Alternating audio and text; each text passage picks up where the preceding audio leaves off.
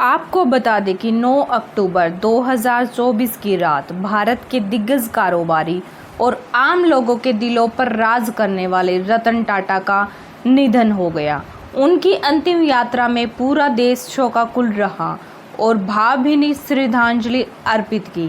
रतन टाटा के अंतिम संस्कार में देश दुनिया की जानी मानी हस्तियां भी शामिल रही। रतन टाटा की अंतिम विदाई में उनके भरोसेमंद दोस्त और बेहद करीबी माने जाने वाले शांतनु नायडू आगे आगे चल रही थी। गुरुवार की सुबह उन्होंने एक इमोशनल पोस्ट भी शेयर किया था। नम आंखों से रतन टाटा को अंतिम विदाई देते हुए शांतनु ने लिखा था, इस दोस्ती ने अब मेरे अंदर जो खालीपन पैदा कर दिया है, मैं अपनी बाकी की ज़िंदगी उसे भरने की कोशिश में बिता दूंगा। प्यार के लिए दुख की कीमत चुकानी पड़ती है। अलविदा मेरे प्यारे लाइट हाउस। रतन टाटा के साथ उन्होंने अपनी एक पुरानी तस्वीर भी शेयर की थी। तो आइए जानते हैं कौन है ये शांतनु नायडू।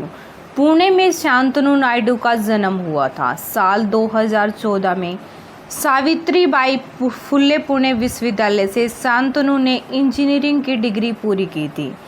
इसके बाद शांतनु ने 2016 में Cornell Johnson graduate school of management से बिजनेस एडमिनिस्ट्रेशन में मास्टर की डिग्री हासिल की थी। अपनी शिक्षा पूरी करने के बाद उन्होंने अपने कैरियर की शुरुआत टाटा एलेक्सी में ऑटोमोबाइल डिजाइन इंजीनियरिंग के तौर पर की। शांतनु जून 2017 से टाटा ट्रस्ट में काम कर रहे हैं। वह रतन टाटा के असिस्टेंट रहे हैं। नायडू की प्रतिभा से रतन टाटा काफ़ी प्रभावित थे। तभी तो रतन टाटा ने खुद फ़ोन करके असिस्टेंट बनने का ऑफ़र दिया था। इसके बाद वह साल 2022 में रतन टाटा के ऑफिस में जीएम बन गए थे। शांतनु नायडू का जन्म 1993 में महाराष्ट्र के पुणे में हुआ था। शांतनु रतन टाटा को स्टार्टअप्स में निवेश करने की भी सलाह देते थे।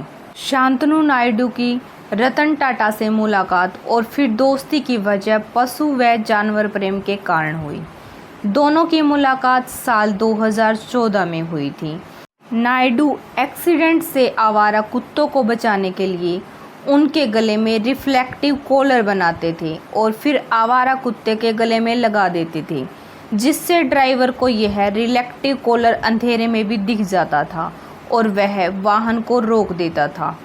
इस आइडिया ने रतन टाटा को काफ़ी प्रभावित किया था, जिसके बाद से ही वे रतन टाटा की शांतनु से मुलाकात हुई और शांतनु के असिस्टेंट बनने के बाद ये दोनों गहरे दोस्त हो गई। पहली बार जब नायडू रतन टाटा से मिले थे तो वो सिर्फ 20 साल के थे। नौकरी के अलावा शांतनु गुड फेलोज स्टार्टअप के मालिक भी हैं। यह कंपनी सीनियर सिटीजन को कम्प्रीहेंसिव सपोर्ट प्रोवाइड कराती है। ऐसा कहा जाता है कि इस कंपनी की वैल्यू करीब 5 करोड़ रुपए है। वे एक फेमस भारतीय businessman, engineer, junior assistant, DGM, social media influencer, लेखक और एंटरप्रेन्योर हैं। पशु प्रेम और समाज सेवा का भाव मन में रखने वाले शांतनु ने मोटोपोज नाम की संस्था बनाई, जो सड़कों पर घूमने वाले कुत्तों की मदद करती है। नायडू के नेतृत्व में मोटोपोज ने 17 शहरों में विस्तार किया है और 8 महीनों में 250 कर्मचारियों को काम पर रखा है।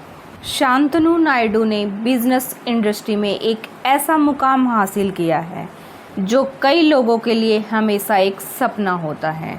तभी तो वह रतन टाटा के अंतिम दिनों के साथी बने। प्रख्यात गीतकार गुलजार ने अपने एक्स हैंडल पर आज एक पोस्ट किया है। उसमें लिखा है कि रतन टाटा की अंतिम यात्रा में सबसे आगे बाइक चलाकर आने वाले शांतनु नायडू ही हैं। गुलजार लिखते हैं, आप पर ये देश सदैव गर्व करता रहेगा। युवाओं के प्रेरणा स्रोत हैं आप, और आप जैसी सेवा, सादगी, सहजता और सरलता हर इंसान में होनी चाहिए। रतन टाटा के निधन पर टाटा सन्स के वर्तमान चेयरमैन एन चंद्रशेखरन ने गहरी संवेदना व्यक्त करते हुए कहा, हम अत्यंत अक्षति की भावना के साथ रतन नवल टाटा को विदाई दे रहे हैं। वे न केवल टाटा समूह के लिए बल्कि पूरे देश के लिए एक असाधारण नेता थे। उनके नेतृत्व ने टाटा समूह के वैश्विक विस्तार में अहम भूमिका निभाई। साथ ही उनकी नैतिकता और मानदंडों को हमेशा प्राथमिकता दी गई। रतन टाटा ने अपने जीवन का बड़ा हिस्सा समाज के कल्याण के लिए समर्पित किया। शिक्षा, स्वास्थ्य सेवा और विभिन्न सामाजिक योजनाओं में उनका योगदान आज भी लाखों लोगों के जीवन में दिखता है। उनका परोपकार आने वाली पीढ़ियों के लिए एक प्रेरणा बना रहेगा। हर छोटी बड़ी बातचीत में उनकी विनम्रता और सहानुभूति झलकती थी, जो उन्हें और भी महान बनाती थी। रतन टाटा ने अपने जीवन में जो सिद्धांत अपनाए और जिनके लिए उन्होंने काम किया, वे हमेशा हमें प्रेरित करेंगे। उनकी विरासत भारत के उद्योग जगत और समाज में एक मिसाल के रूप में जीवित रहेगी। टाटा समूह और देश के हर नागरिक के लिए वे एक आदर्श बने रहेंगे। उनके सिद्धांत और मूल्य आने वाले वर्षों में भी हमारा मार्गदर्शन करेंगे। ये थी हमारी आज की कहानी। आपकी इस पर क्या राय है, कमेंट बॉक्स में ज़रूर बताना। वीडियो अच्छी लगी हो तो लाइक एंड शेयर करना और चैनल को सब्सक्राइब करना। इस घटना का उद्देश्य किसी के दिल को ठेस पहुंचाना नहीं है, बल्कि लोगों को जागरूक करना है। जय हिंद, जय भारत।